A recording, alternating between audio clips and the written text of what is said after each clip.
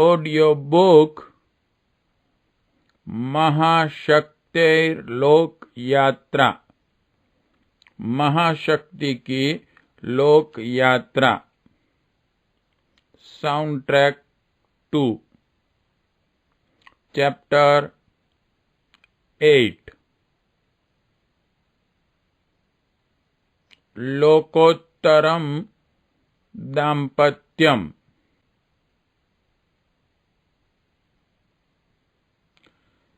इसी समय परिवार के लोग भगवती के विवाह योग्य वर की तलाश में लग रहे थे। परिचित जनों से पता लगा कि पंडित रूप किशोर शर्मा के सुपुत्र अत्यंत सुंदर, गुणी एवं तपस्वी हैं। फाल्गुन शुक्ल सप्तमी संवत 2001 का दिन विवाह के हेतु सुनिश्चित हुआ एवं शुभ मुहूर्त में आचार्य पंडित श्रीराम एवं भगवती देवी का मंगल परिणय संपन्न हो गया। लोगों में यह नवजीवन का आदर्श विवाह बंधन था, जिसमें ऋषि दंपति जीवन के विशिष्ट उद्देश्य के लिए संकल्पित हुए थे। वस्तुतः यह ज्ञान एवं भक्ति का अभूतपूर्व संयोग था।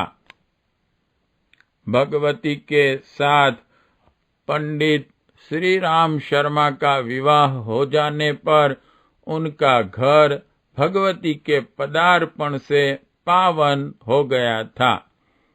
मातृविहीन श्रद्धा, दया एवं ओम प्रकाश सभी को पुनः मातृवात्सल्य प्राप्त हो गया था।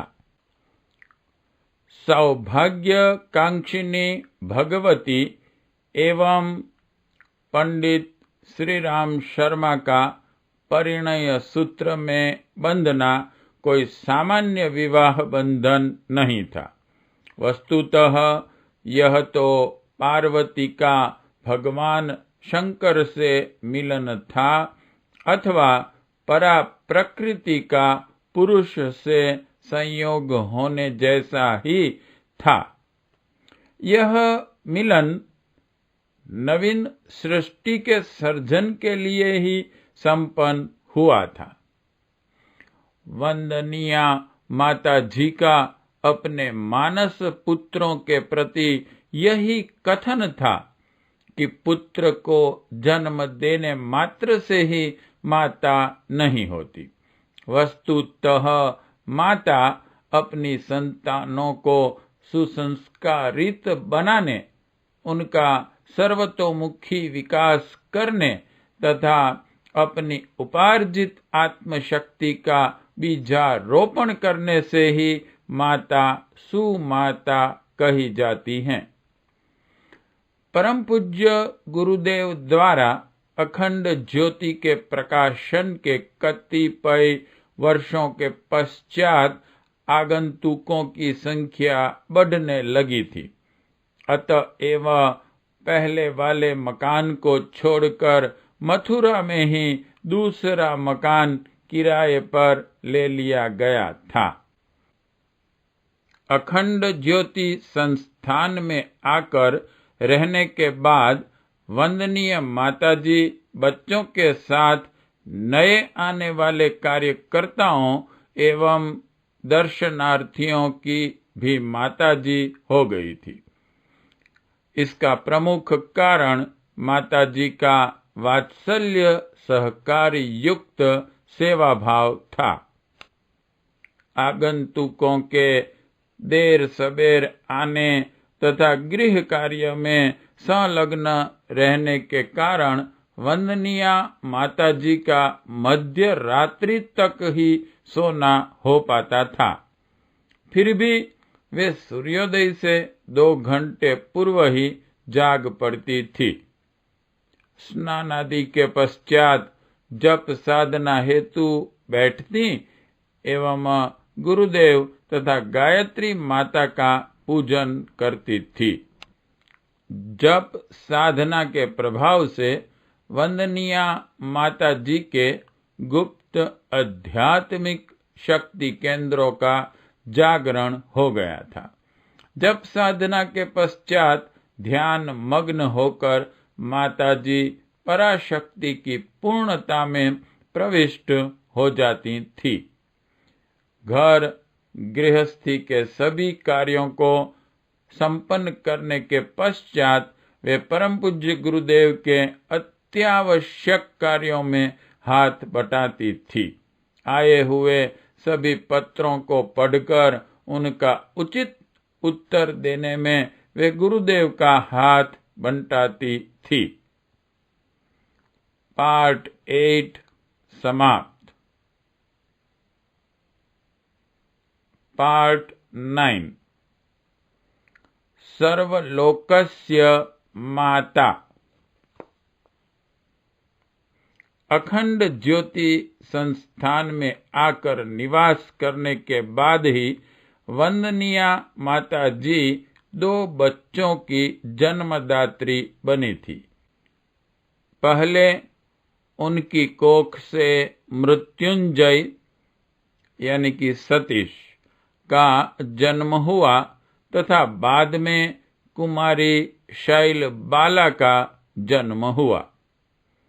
कार्यकर्ताओं का मार्गदर्शन करते समय माताजी कहा करती थीं कि समर्पण की प्रखर भावना से वज्र जैसी कठोर शक्तियां भी पुष्प जैसी कोमल प्रतीत होने लगती हैं। अपने आराध्य गुरुदेव से अभिन्न रहने के कारण बच्चों के साथ सभी कार्यकर्ताओं एवं आगंतुकों के साथ उनका वात्सल्यपूर्ण व्यवहार होने लगा। एजू नाम की गृह कार्य सहायिका स्त्री से माताजी ने एक प्रसंग में यह कहा था कि जैसे मैं ओम और सतीश की माँ हूँ, वैसे ही लतीफ की भी माँ हूँ। वह मनुष्य मात्र में परमात्मा की ज्योति देखकर उदारता का व्यवहार करती थीं। एक बार संस्थान में कार्य करने वाले सभी लोगों को संबोधित करते हुए वंदनिया माताजी कहने लगी, आप सब लोगों को यह दृढ़ विश्वास होना चाहिए कि मैं तो आप सबकी माँ ही हूँ। यह सुनकर एक कार्यकर्ता राम संजीवन कहने लगे कि आप तो माताजी तत्वतः गायत्री माता ही हैं, जिनसे तपोभूमि प्रकाशित हो रही हैं। पार्ट 9 समाप्त। पार्ट 10 गायत्री तपोभूमोः प्राण प्रतिष्ठा।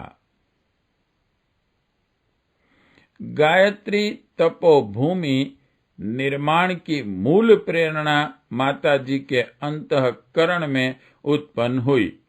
उन्होंने एक दिन प्रातः ध्यान की भाव दशा में देखा कि जगन माता युग शक्ति गायत्री के रूप में एक मंदिर में विद्यमान हैं। असंख्य जन माता का अर्चन पूजन कर रहे हैं और माता से प्रज्ञा मेघा सद्बुद्धि के साथ अपनी कष्ट कठिनाइयों से मुक्ति का वरदान पा रहे हैं। ध्यान में यह भी देखा कि यह साधारण मंदिर नहीं है। यहाँ पर लोक कल्याण के विविध क्रियाकलाप चल रहे हैं। यहाँ से संपूर्ण जगत में श्रेष्ठ ज्ञान की धाराएं प्रवाहित हो रही हैं। ध्यान की समाप्ति के पश्चात दैनिक गृह कार्य करने के अनंतर माता जी ने गुरुदेव के समक्ष अपनी अनुभूति प्रकट की। यह सुनकर पूज्य गुरुदेव ने कहा, हमें भी हमारे मार्गदर्शक का ऐसा सूक्ष्म संदेश प्राप्त हुआ है। इस संदेश के अनुसार हमें ऐसा केंद्र स्थापित करना है जहां देश के विभिन्न भागों से अनेकों साधक आकर अध्यात्म साधना कर सकें, जिनसे उन्हें आध्यात्मिक तत्व दर्शन की वास्तविक अनुभूति हो सके। इस महान कार्य का विधिवत श्री गणेश होना चाहिए, जिसके लिए हम दोनों को पृथ्वी पर भेजा गया है। तपोभूमि निर्माण का संकल्प शीघ्र ही गति पकड़ने लगा। आचार्य पूरी राशि देकर उन्होंने वह जमीन खरीद ली जहां प्राचीन काल में महर्षि दुर्वासा ने तप किया था।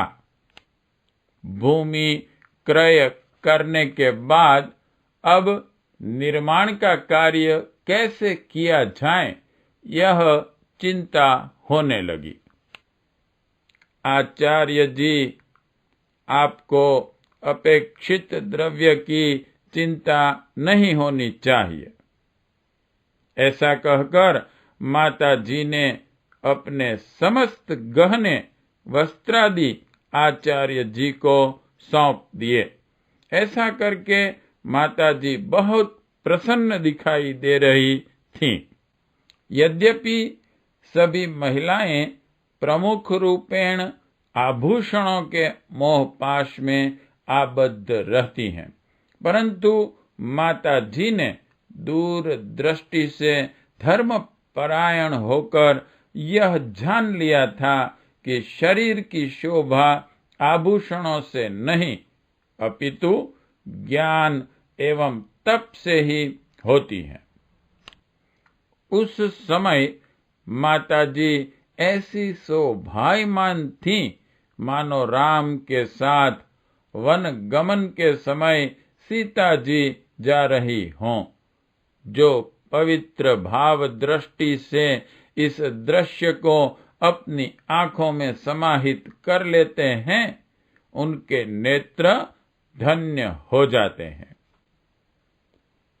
ध्यानावस्था में माता जी ने जैसा देखा था, वैसा ही आध्यात्मिक ऊर्जा शक्ति का केंद्र बनकर तैयार हो गया।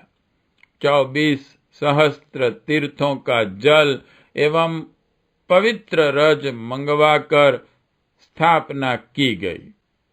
हिमालय के आध्यात्मिक केंद्र से लाई गई प्राचीन पवित्र अग्नि के साथ तीर्थों के पावन जल एवं रज की स्थापना की गई तथा तपोभूमि के भीतर एवं बाहर अमोघ रक्षा कवच बनाया गया। तदंतर आध्यात्मिक संस्कार प्रदान करने के लिए युग साधना सत्रों का क्रम प्रारंभ किया गया। तपोभूमि में युग सत्रों में आने वाले तथा आश्रम में कार्यकर्ता के रूप में रहने वाले समस्त लोग हमारे पुत्र हैं। इस प्रकार मैं तुम्हारी माता हूँ।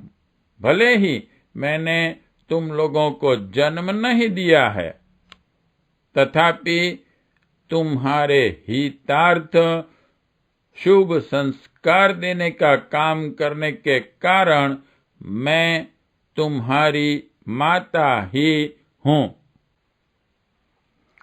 चैप्टर 10 समाप्त। चैप्टर 11 आराध्येन सह साधना। शुभ संस्कार युक्त साधकों का मार्गदर्शन करने का कार्य तो पूज्य गुरुदेव ही करते हैं। संस्कारहीन नए साधकों का मलशोधन तो स्नेह पूर्वक माता ही करती हैं। वंदनीय माता जी मध्य रात्रि के समय उपासना के लिए बैठ जाती थीं। सूर्य का अनुगमन करने वाली छाया के समान ही माता जी गुरुदेव के साथ साथ ध्यान समाधि जैसे कार्यों में उनका अनुसरण करती थी। नियमित योग साधना की प्रगाढ़ता और सघनता से उनका सूक्ष्म शरीर अति तेजस्वी एवं प्रचंड ऊर्जस्वल हो गया था।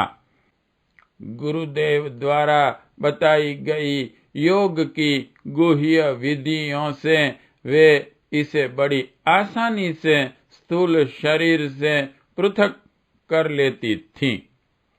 गुरुदेव तो पहले से ही योग की समस्त उच्चतम साधनाओं में पारंगत थे।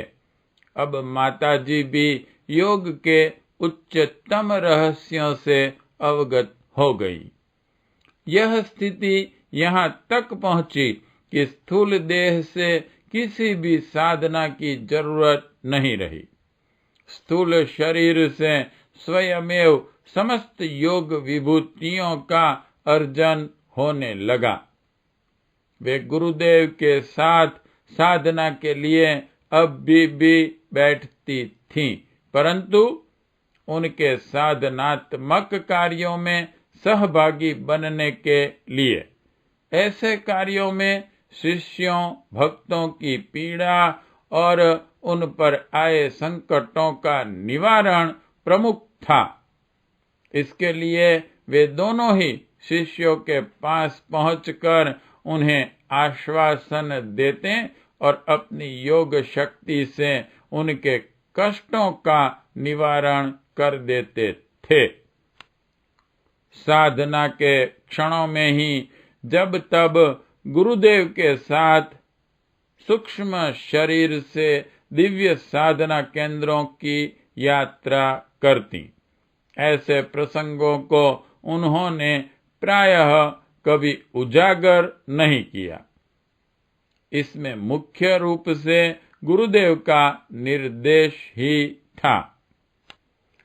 ऐसे ही एक प्रसंग में उन्होंने बताया, बेटा, तुम लोग जानते नहीं गुरुदेव कौन है। वे मनुष्य देह में साक्षात ईश्वर हैं। उन्हें कभी सामान्य तपस्वी, सिद्ध और योगी समझने की भूल मत करना। अपनी बातों के क्रम में माता जी ने एक बार कहा था कि साधना के प्रसंग जितने गोपनीय रखे जाएं, उतना ही अच्छा है। चर्चा करने पर साधना का बल घटता है। ऐसा बताते हुए वे कहती, अब मेरी ही ले लो। मैंने क्या क्या किया है, कोई कुछ जानता है क्या? चैप्टर 11 समाप्त। चैप्टर 12 शिव शक्ति समागमः।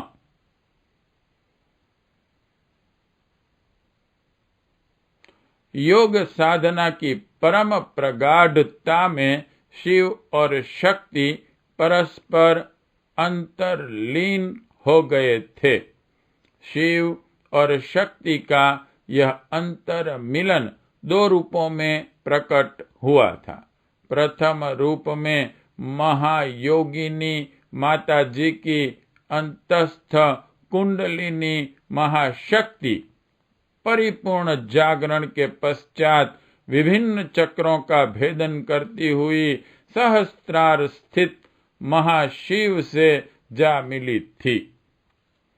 मध्य प्रदेश के ग्रामीण अंचल की एक महिला भक्त शिवरानी देवी ने प्रगाढ़ ध्यान की अवस्था में देखा कि सूर्य मंडलस्थ माता गायत्री ने माता जी का रूप ले लिया है। देखते देखते परम पूज्य गुरुदेव की दिव्य मूर्ति भी उसी प्रकाश से निकलती दिखती है।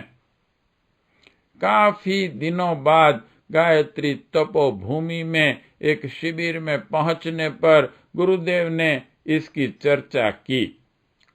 उत्तर में उन्होंने गंभीरता से कहा, बेटी, शक्ति स्वरूपा आद्य शक्ति मां ही इस सृष्टि की जननी है। इस आद्य शक्ति के अनेक रूप हैं। जैसी ही हमारी भावना होती है वैसी ही आकृति बन जाती है। वैसे माता जी के बारे में तुम्हारे जो भाव हैं वे सही हैं। माता जी के दिव्य स्वरूप एवं उनकी दैवी क्षमताओं से अच्छी तरह परिचित गुरुदेव ने निश्चिंतता पूर्वक हिमालय के लिए प्रस्थान किया। चैप्टर 12 समाप्त। चैप्टर 13 संचालन सामर्थ्यम। गुरुदेव के हिमालय चले जाने के बाद माता जी को अकेली देखकर अनेकों को यह आशंका होने लगी थी कि गुरुदेव के बिना माता जी क्या करेंगी। ऐसे शंकालुओं से माता जी ने मधुर वाणी में कहा, बेटे, मैं सब कुछ जानती हूं पर कहना नहीं चाहती। बेटों, मैं तुम सबकी मां हूं। मुझे तुमसे बहुत स्नेह है। भले ही मेरे बच्चे अयोग्य होंगे पर माता होने के कारण मैं सभी से प्यार करती हूं।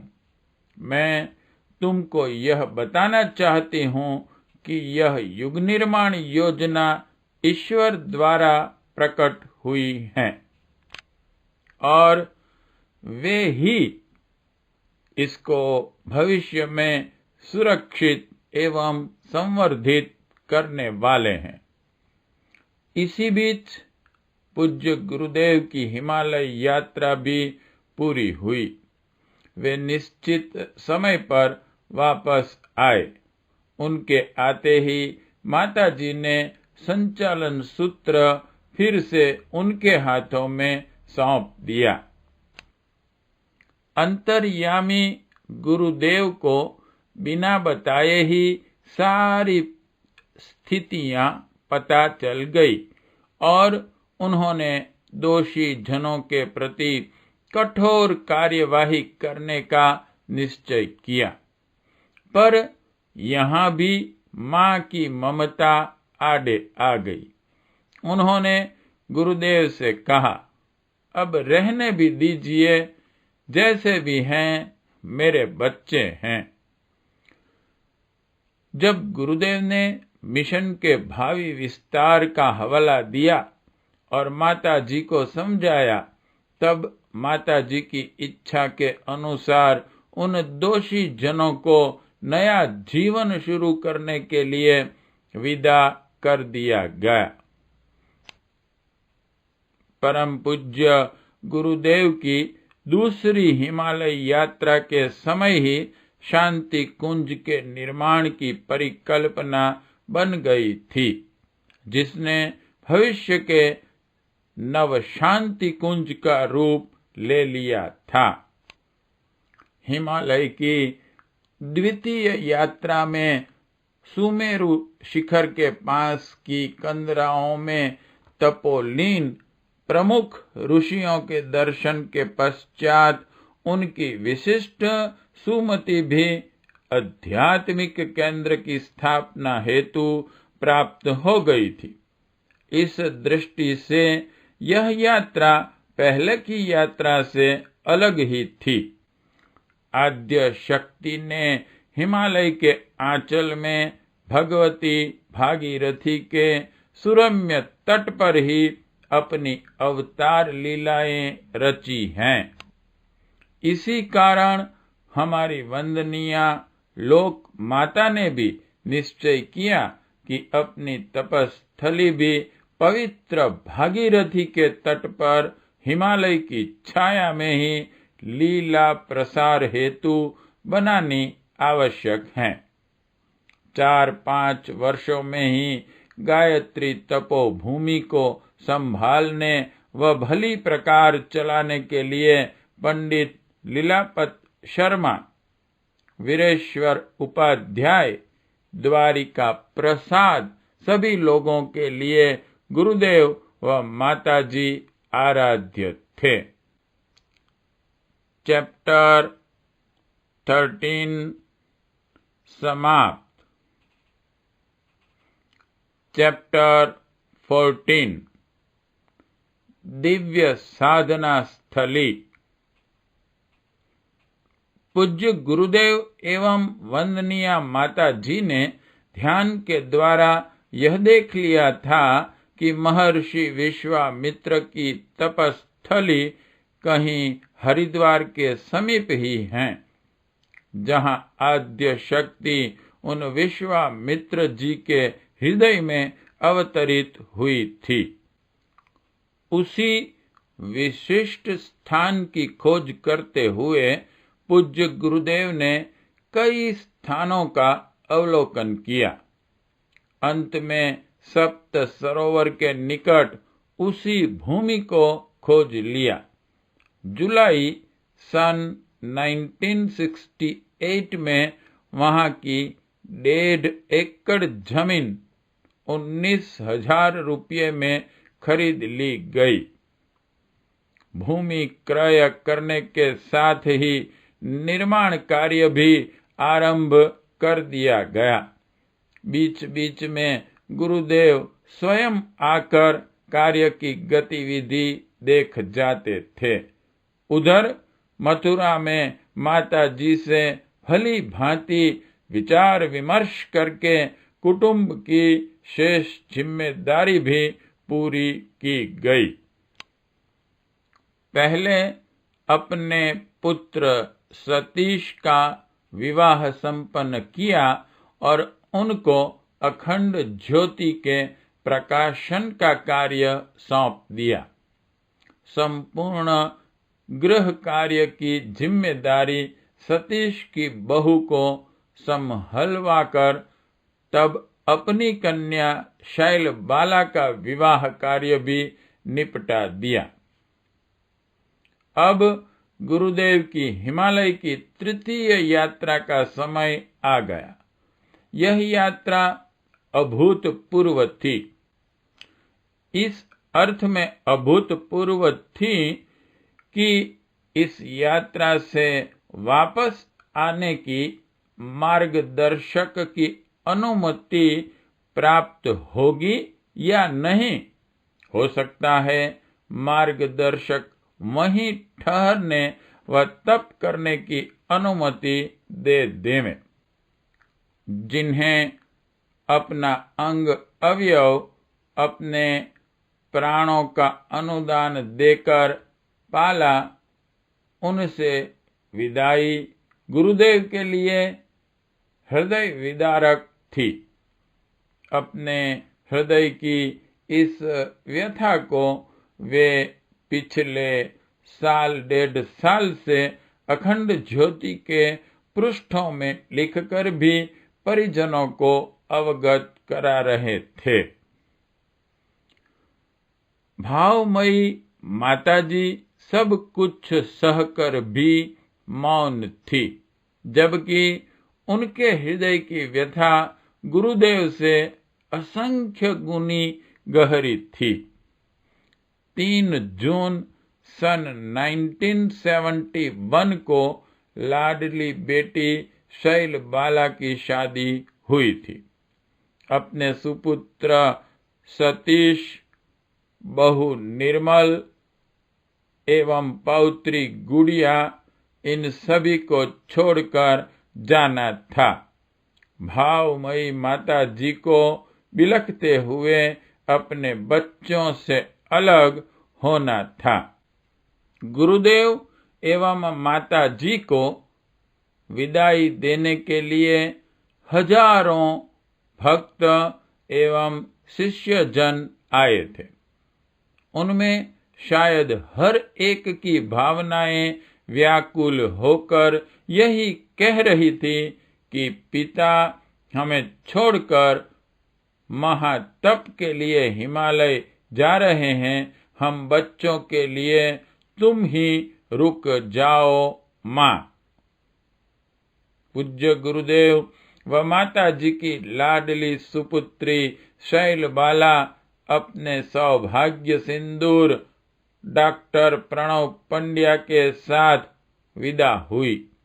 एक एक करके सभी परिजन विदा हुए।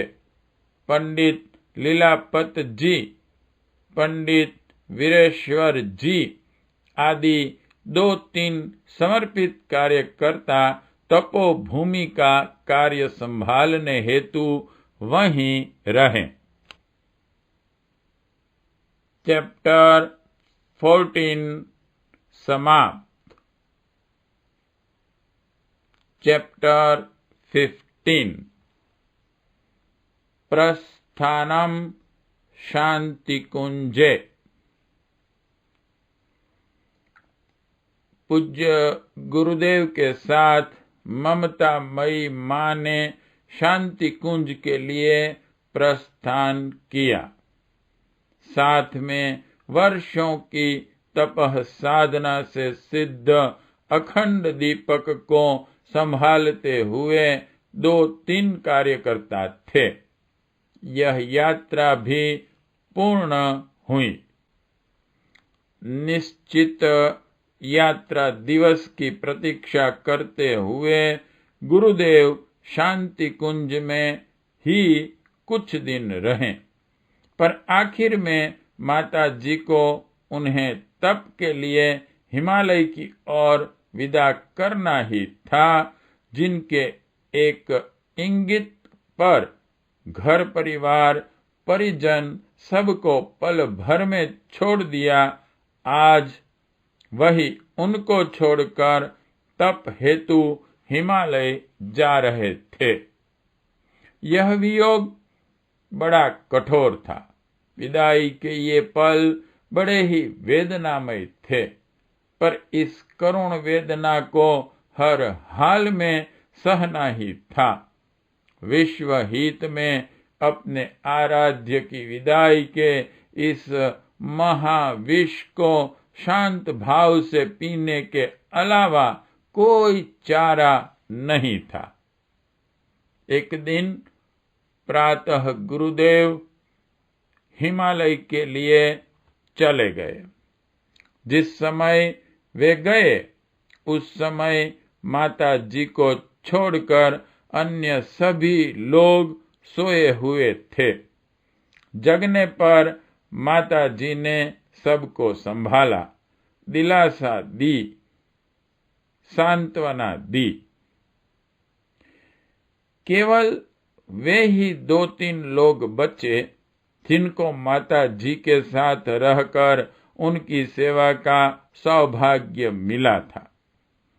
उन्हीं के साथ अपने आराध्य का चिंतन करते हुए वे शांति कुंज में अपने प्रारंभिक दिनों को गुजारने लगी।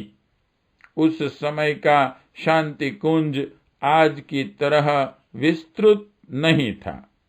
2-3 कमरे बने हुए थे। जहां आज अखंड दीप स्थापित हैं, पीने के पानी के लिए एक कुआं था। एक गाय थी जिसके घी से अखंड दीप प्रकाशित होता था। चैप्टर 15 समाप्त। चैप्टर 16 गहन साधना रता माता। परम पूज्य गुरुदेव के हिमालय प्रस्थान के बाद माता जी के संपूर्ण जीवन में तप की सघनता छा गई। इस तप की ऊर्जा के स्पंदन से शांति कुंज का कण कण अलौकिक दिव्यता से उद्भासित हो गया। शारदा एवं रुक्मणी नाम की 2 महिलाएं भोजन आदि में सहयोग देने के लिए थी। इस शुरुआती दौर में माता जी के साथ रहने वाली 6 बालिकाएं भी थी। इन बालिकाओं के पठन पाठन, खान पान, सार संभाल आदि की सारी व्यवस्था वे स्वयं करती थीं। मन को सहज ही भाने वाली हरियाली, हरे भरे कुंजों की छाया, कुछ थोड़े से ही सही पर फलदार और छायादार पेड़ सब मिलकर यहाँ के वातावरण में बड़े ही निर्मल सौंदर्य की सृष्टि करते थे। कार्यकर्ताओं को संबोधित करते हुए माताजी ने एक बार कहा, बेटों, जब बच्चे कोई भी गलती करते हैं तो माता को ही उसकी क्षतिपूर्ति करनी पड़ती है। मैं मां हूं, अतः यह सब मुझे ही प्रायश्चित करने के लिए निरंतर सूक्ष्म शरीर से साधना करनी पड़ती है। बच्चों, मैंने संकल्प किया है कि इस शांति कुंज क्षेत्र में आध्यात्मिक ऊर्जा का अक्षय भंडार बढ़ाने के लिए निरंतर विशेष साधना करनी है, क्योंकि भविष्य में यहाँ से अपने आप ही महान कार्य संपन्न होते चले जाएंगे। बच्चों, जो परिजन यहाँ विशेष श्रद्धा एवं भावना पूर्वक साधना करने के लिए आएंगे, साधारण प्रयास से ही उनके प्राणों का प्रत्यावर्तन हो जाएगा, इसमें संदेह नहीं है।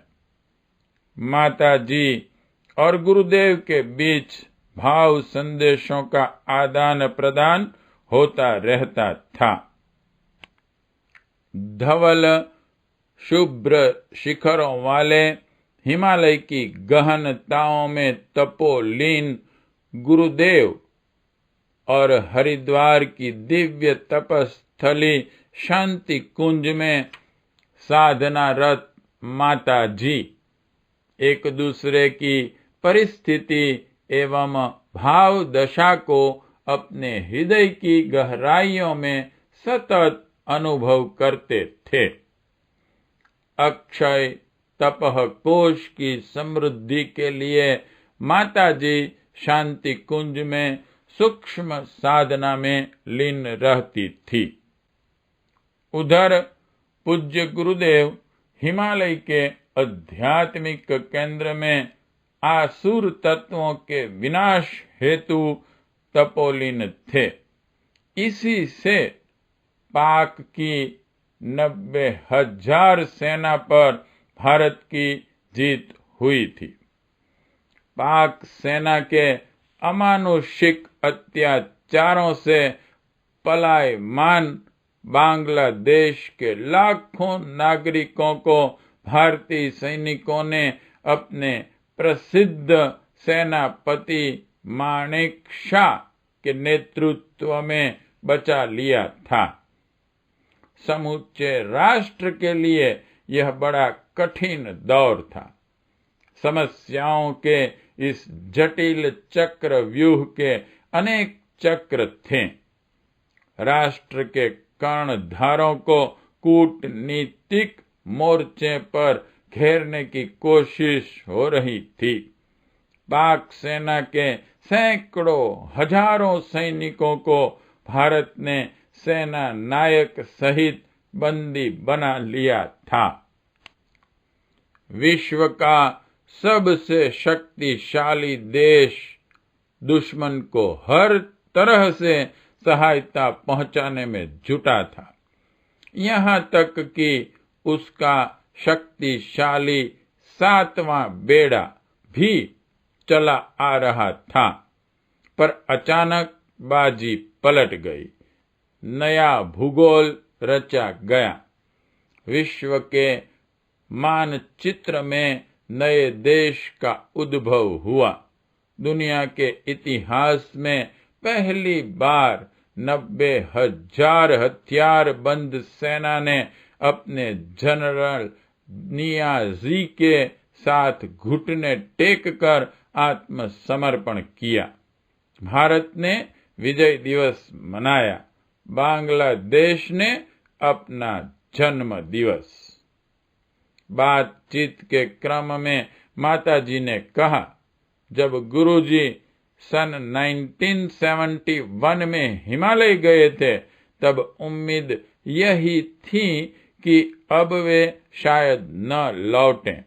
बच्चों की विकलता ने मुझे बड़ा बेचैन कर दिया।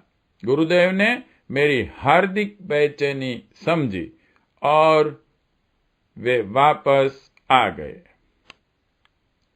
वापस आने के बाद गुरुदेव सबसे पहले सुदूरवास करने वाले प्रवासी परिजनों की पुकार का उत्तर देने के लिए अफ्रीका गए।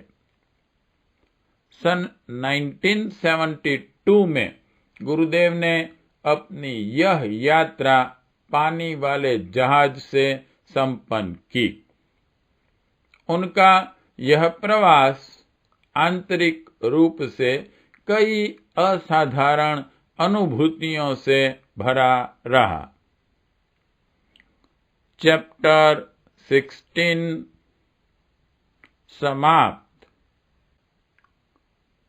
साउंड ट्रैक 2 समाप्त।